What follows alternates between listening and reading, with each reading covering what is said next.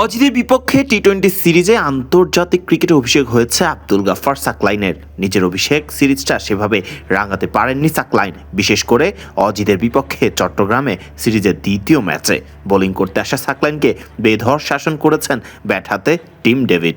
Allrounder রূপে এসে ব্যাটিংটাও মনে রাখার মতো করতে পারেননি সাকলাইন। অলরাউন্ডার সাইফুদ্দিনের জায়গায় দলে নেওয়া হয়েছিল সাকলাইনকে, আর এতেই চটেছেন জাতীয় দলের সাবেক ক্রিকেটার ইমরুল কায়েস। দ্বিতীয় টি-20 ম্যাচে অজিদের বিপক্ষে পুরো 4 ওভার বল করেছেন সাকলাইন, রান দিয়েছেন 53, উইকেট পেয়েছেন মাত্র একটি। ওভার প্রতি 13 বেশি করেও রান খরচ করেছেন সদ্য অভিষেক হওয়া এই পেসার। ব্যাট হাতেও সুবিধা করতে পারেননি। দ্বিতীয় ম্যাচে 11 বলে করেছেন মাত্র 13 রান। প্রথম টি-20তে 10 বলে 10 রান করেছিলেন সাকলাইন। 3.2 ওভার বোলিং করে 2 উইকেট পেলেও সেই ম্যাচেও রান দিয়েছিলেন 32 এই বলার। ফলে অভিষেক হওয়া সিরিজটায় মনে রাখার মতো আহামরি কিছু করতে পারেননি আব্দুল গাফফার সাকলাইন।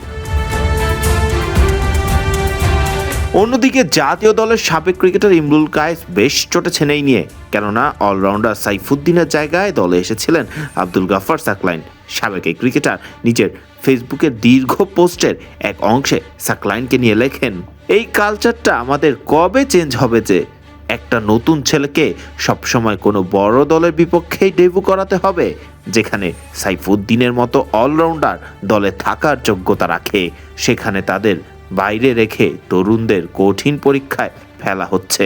আমি সাকলাইনকে ছোট করছি না, সে নিঃসন্দেহে প্রতিভাবান বলেই জাতীয় দলে এসেছে, কিন্তু প্রশ্ন হলো আমরা কি পারতাম না এই তরুণকে কোনো তুলনামূলক ছোট দলের সাথে খেলিয়ে প্রথমে তার আত্মবিশ্বাসটা তৈরি করতে?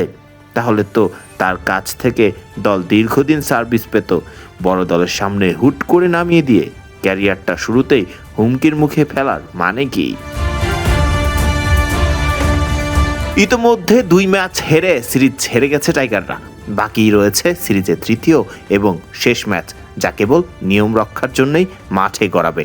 তবে নিশ্চিতভাবে বাংলাদেশ চাইবে ঘরের মাঠে অজিতের বিপক্ষে সিরিজে হোয়াইট টস এড়াতে।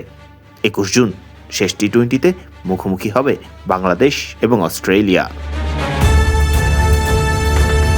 ফরদিন রহমান সকাল, বিডি ক্রিক টাইম।